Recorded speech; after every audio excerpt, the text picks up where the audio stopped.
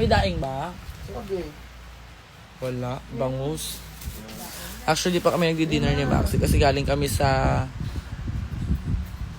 Pwede ko ba sabihin kung saan tayo unang galing today? Hindi pwede, no? Basta nag-taping kami and then right after that... Oy, ako nagpabili ng sisig. Right after that, dumiretso kami ng UP Pride and then rehearsal. So, ayun. So, we're a bit tired and on talk show at the same time. But, yeah, that. Kuto reveal, wala pa ako nakukutang kuko. Meron ako kukuha. Aray. Spray net yan yung katisaanit. Walang glitters. Gagatawag sa akin sa Rapture dati, Kuto, dahil ganyan ako ng kamot sa ano.